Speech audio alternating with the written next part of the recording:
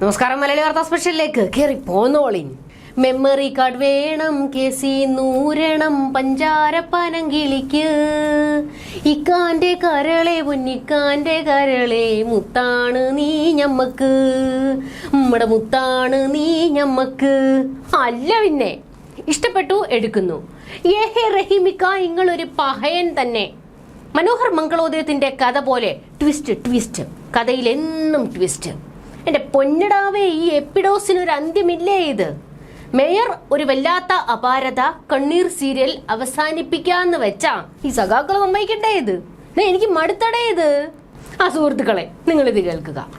ആ memory card പോയ route map റഹീമിക്കാന്റെ വീട്ടിലേക്ക് എന്നൊരു കരക്കമ്പി വന്നിട്ടുണ്ട്.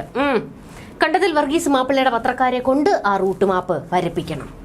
സഖാക്കളുടെ ഒളിവിലെ ജീവിതങ്ങൾക്കെല്ലാം റൂട്ട് മാപ്പ് ഇട്ട് പാലഘട്ടിലിനടിയിൽ നിന്നും വിപ്ലവ സിംഹങ്ങളെ തൂക്കിയ ചരിത്രം മനോരമയ്ക്കുണ്ട്. ഞാൻ വിഷയത്തിൽ നിന്ന് വ്യതിചലിക്കുന്നു. കാര്യത്തിലേക്ക് വരാം. ആര്യേച്ചി CPMന്റെ കുണുവാവയാണല്ലോ. കുണുവാവയെ രക്ഷിക്കാൻ റഹീമിക്ക നെഞ്ചും വിരിച്ചിറങ്ങിയെന്നൊക്കെയാണ് കേൾക്കുന്നത്. മെമ്മറി കാർഡ് കട്ടുബോധിച്ചതിന് പിന്നിൽ റഹീമിക്കാന്റെ കരങ്ങൾ പ്രവർത്തിച്ചിട്ടുണ്ട്. അതാണ് നമുക്കറിയേണ്ടത്. പ്രവർത്തിച്ചോ ഇല്ലേ, പ്രവർത്തിച്ചോ ഇല്ലേ, അത് നമുക്കറിയണം. അതായത് രമണ, അന്ന് മേയർ ഏച്ചിയും യദുവണ്ണനും കൂടി പൊരിഞ്ഞ പോര് നടന്ന രാത്രി, സച്ചിൻ സേട്ടൻ ബസ്സിൽ ചാടിക്കയറിയ അതേ രാത്രി അന്ന് മറ്റൊരു സംഭവം കൂടി നടന്നു. കണ്ടക്ടർ സുബിന്റെ ഫോണിൽ നിന്നൊരു കോള് പോകുന്നു. അതെ, അത് റഹീമിക്കയുടെ ഫോണിലേക്കാണ്. സുബിൻ കാര്യങ്ങൾ വിവരിക്കുന്നു. റഹീമിക്ക എന്തോ നിർദ്ദേശങ്ങൾ കൊടുക്കുന്നു. പുറത്ത് തല്ല്, അകത്ത് കോള്, പുറത്ത് തല്ല്, അകത്ത് കോള്.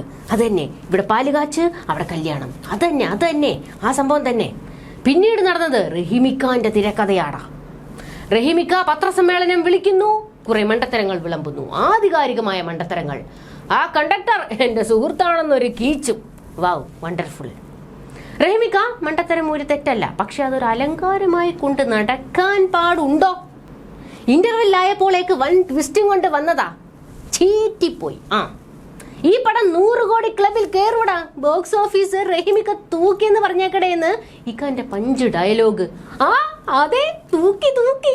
ഇപ്പോൾ ആ കണ്ടക്ടറെ പോലീസ് തൂക്കിയിട്ടുണ്ട്. പോലീസ് വെളുപ്പാങ്കാലത്ത് വീട് വളഞ്ഞാണ് തൂക്കിയത്. എവിടാ വേട്ടാവളി ആ മെമ്മറി കാർഡെന്ന് പോലീസ് ഒരു ചോദ്യം ചോദിച്ചു. ഡിവൈഎസ്പിയുടെ നേതൃത്വത്തിൽ പ്രത്യേകം ചോദ്യം ചെയ്യലാണ് നടന്നത്. തള്ളയവൻ പണിയെന്ന് പോലീസ്.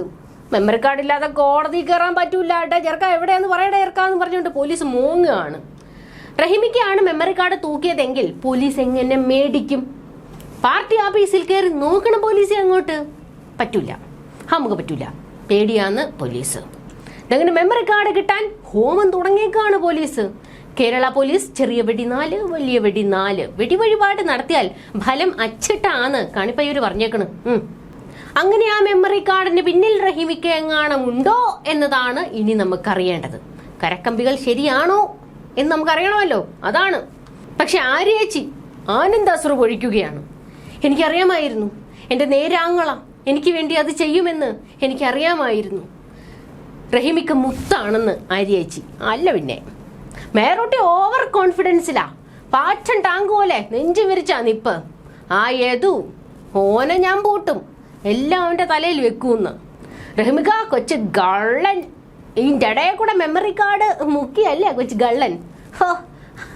എനിക്ക് വയ്യ, ഓരോരോ കോമഡികൾ, ഇവരുടെ കാര്യങ്ങൾ എനിക്ക് വയ്യ. അരുതേ, തെറ്റിദ്ധരിക്കരുതേ പ്രബുദ്ധ മലയാളികളെ, നിങ്ങൾ ഇത് കേൾക്കരുത്. അങ്ങനെ ഒരു കരക്കമ്പി വരുന്നുണ്ടെന്ന് എനിക്കറിയാം, നിങ്ങൾ ആരും വിശ്വസിക്കരുതെന്ന് റഹീമിക്ക. മെമ്മറി കാർഡ് എന്താന്ന് പോലും എനിക്കറിയാൻ പാടില്ലപ്പാ. MLA മാർക്ക് ബസ്സിൽ ടിക്കറ്റ് എടുക്കണ്ടെന്ന് പോലും അറിയാൻ പാടില്ലാത്ത ഞാനാണ് മെമ്മറി കാർഡ് കട്ടെന്ന്. ഇങ്ങനെയൊക്കെ പറയാമോ? നാളെ നമ്മൾ കാണണ്ടേ. ഞങ്ങളുടെ കിറ്റ് വാങ്ങി നക്കിയിട്ട് ഞങ്ങൾക്കിട്ട് പണിയുന്നോ? സഖാക്കൾ ഇത് പൊറുക്കൂല. 3.0 കിട്ടിയാൽ നാട് മുടിക്കും കട്ടായം. ഇതാണ് റഹീമിക്കാന്റെ മുദ്രാവാക്യം.